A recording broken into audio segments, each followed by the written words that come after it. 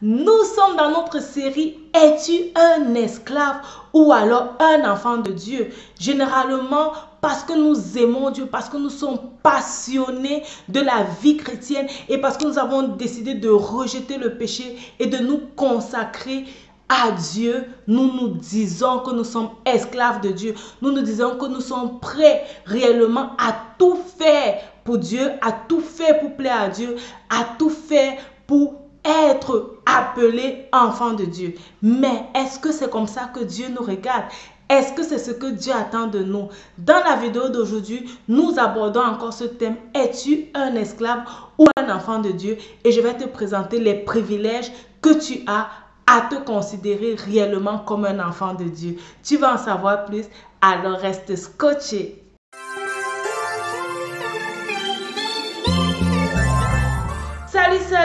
Salut mes privilégiés, bienvenue dans cette nouvelle émission de motivation et d'encouragement. Nous sommes sur Vie de gratitude et je suis ta motivatrice spirituelle en ligne, Myriam Tapso. Sur cette chaîne, je partage avec toi les trucs et les astuces qui vont te permettre en tant que chrétien de vivre une vie épanouie sur cette terre, une vie épanouie sur le plan familial, une vie épanouie sur le plan financier, une vie épanouie sur le plan spirituel. En fait, je partage avec toi les trucs et les astuces qui me permettent à moi de vivre une vie épanouie. Et ce sont des trucs et des astuces qui permettent à plusieurs autres personnes d'être épanouies sur cette terre. Certainement, toi également, tu désires être épanoui, tu désires vivre cette vie que Dieu a prévu que tu vives sur cette terre. Si c'est ton cas, alors n'hésite pas, abonne-toi et clique sur la cloche de notification pour être notifié lorsque je publie une nouvelle émission, une nouvelle vidéo de motivation et d'encouragement sur Vie de gratitude. Avant de commencer, je tiens à m'excuser pour n'avoir pas pu publier une vidéo vendredi passé. J'ai eu des difficultés à réaliser le tournage, ce qui fait qu'il était impossible pour moi de pouvoir publier cette vidéo. Toutefois, pour tous ceux-là qui se sont abonnés la semaine passée et qui vont s'abonner cette semaine, je vais vous envoyer plein de cœurs ce vendredi et je crois que par la grâce de Dieu, je pourrai finalement cette semaine publier 3 vidéos lundi, mercredi et vendredi. Alors, si tu ne veux pas manquer ces vidéos et si tu veux recevoir plein de cœurs de ma part en tant que nouveau ou alors nouvel abonné, alors n'hésite pas, abonne-toi, partage la chaîne autour de toi. Cela me ferait réellement plaisir. Nous sommes dans notre série « Es-tu un esclave ?» ou alors es-tu un enfant de Dieu? Généralement, lorsqu'on aime Dieu, lorsqu'on est passionné pour Dieu, on se dit qu'on est esclave de Dieu. Parce qu'on a soif de connaître Dieu. On veut faire uniquement ce que Dieu nous demande de faire. On a expérimenté beaucoup de choses avec Dieu qui nous a fait du bien. Mais est-ce que cela nous donne le droit de dire que nous sommes esclaves de Dieu? Est-ce que Dieu nous voit lui-même comme des esclaves? Si tu veux découvrir cette série d'enseignements, alors je te mets le lien là. N'hésite pas, vas-y, écoute, regarde tout ce que j'ai partagé sur la thématique jusqu'ici.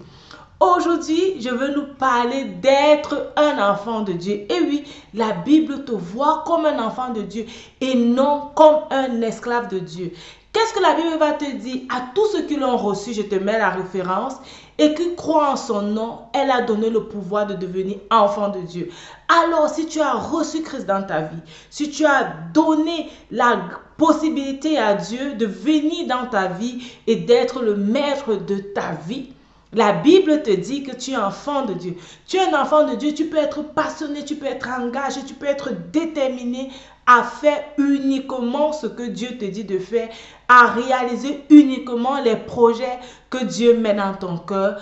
Toutefois, cela fait de toi un enfant de Dieu et non un esclave de Dieu. Dans la dernière vidéo, justement, j'ai pris l'exemple avec les enfants dans une maison. Pour tous ceux-là qui ont des personnes qui travaillent dans leur maison, vous allez bien comprendre en fait de quoi je parle. Ou bien pour tous ceux-là qui ont eu des esclaves, c'est vrai qu'on n'est plus à la période où il y a des esclaves. Mais pour ceux qui ont des servants, des serviteurs dans leur maison, généralement, le serviteur ne s'assoit pas avec les enfants. Lorsque le maître est dans la maison, il ne vient pas aussi s'asseoir, croiser les pieds et rester avec la famille et rire et faire comme s'il était chez lui. Non, l'esclave ne se comporte pas dans la maison du maître comme s'il était chez lui. Contrairement aux enfants, les enfants peuvent jouer, les enfants peuvent courir, les enfants peuvent faire toutes choses qui leur plaisent dans leur maison parce qu'ils sont dans leur maison. Et c'est la même chose lorsque tu es réellement un enfant de Dieu, tu jouis du privilège d'être enfant de Dieu, ok? Tu n'as pas peur de Dieu, tu ne t'éloignes pas de Dieu, tu ne te caches pas de la face de Dieu, de la présence de Dieu.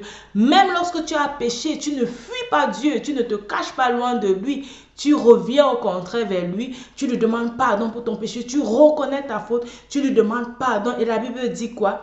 La Bible dit que si vous reconnaissez vos fautes, Dieu est fidèle pour vous les pardonner.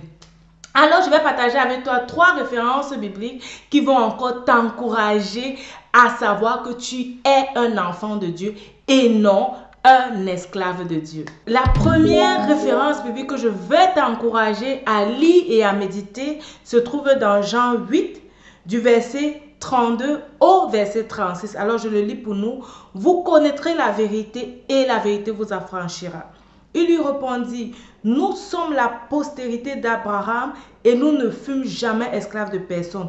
Comment dis-tu, vous deviendrez libres? En vérité, je vous le dis, leur répliqua Jésus, quiconque se livre au péché est esclave du péché.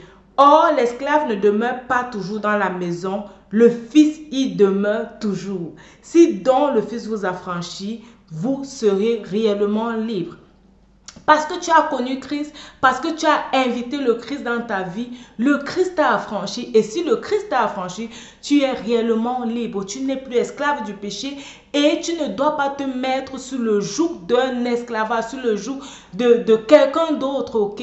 Tu es libre. Le Christ t'a affranchi et tu es réellement libre. Pourquoi est-ce que tu dois fuir la face de Dieu lorsque tu pêches? Pourquoi est-ce que tu dois te mettre toi-même des interdictions qui ne sont pas des interdictions bibliques et qui ne t'aident pas à te rapprocher de la présence de Dieu? Le Christ t'a libéré et il t'a affranchi. Et il te dit aujourd'hui, s'il t'a libéré, il t'a affranchi, comme il t'a libéré, il t'a affranchi, tu es effectivement libre. Le deuxième verset, c'est un verset que j'aime réellement parce que, en fait, ça me fait du bien de savoir que Dieu me voit ainsi. Ça me fait du bien de savoir que Jésus me considère comme son ami. Tu vas le trouver dans Jean 15, verset 15. Jésus nous dit, je ne vous appelle plus serviteur, je ne t'appelle plus esclave, ok? Parce que le serviteur ne sait pas ce que fait son maître. Mais je vous ai appelé amis parce que je vous ai fait connaître tout ce que j'ai appris de mon Père. Jésus nous appelle ses amis parce qu'il nous a fait connaître tout ce qu'il a appris de son Père. Tu as la possibilité de découvrir tout ce qu'il a appris de son Père dans sa parole, dans la Bible, ok? Et lorsque tu lis la Bible, tu lis l'histoire de Jésus, particulièrement dans ce livre de Jean. En fait, tu découvres ce que le Père a prévu pour nous, l'amour de Dieu manifesté pour nous. Et tu ne peux plus te considérer comme un esclave, tu ne peux plus te considérer comme un serviteur parce que Dieu a fait de toi son ami. Est-ce que tu connais ce chant? Je suis l'ami de Dieu. Je suis l'ami de Dieu, je suis l'ami de Dieu, il m'a choisi. Je vais te mettre la référence du chant en commentaire. Je t'invite à l'écouter et à danser parce que effectivement, nous sommes les amis de Dieu et il nous a choisis. Alors, la troisième référence biblique que je vais partager avec toi aujourd'hui se trouve dans Éphésiens 1, verset 11. Il dit, en lui, nous sommes aussi devenus héritiers ayant été prédestinés suivant la résolution de celui qui opère toutes choses d'après le conseil de sa volonté. Dieu a fait de toi un héritier. Par la mort de Jésus, tu es devenu un héritier de Dieu. Tu as déjà vu quel esclave hériter des biens de son maître? Tu as déjà vu quel esclave Non, il n'y a pas d'esclave réellement qui hérite des biens du maître.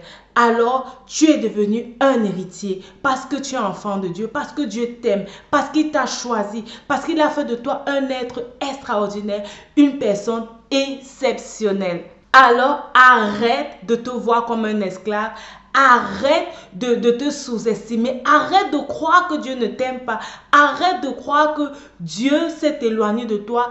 Arrête de croire que tu dois te sacrifier et tu dois faire beaucoup de choses pour plaire à Dieu. Ce n'est ni pas ta force, ce n'est ni pas ton intelligence, mais c'est par la force et la puissance de Dieu.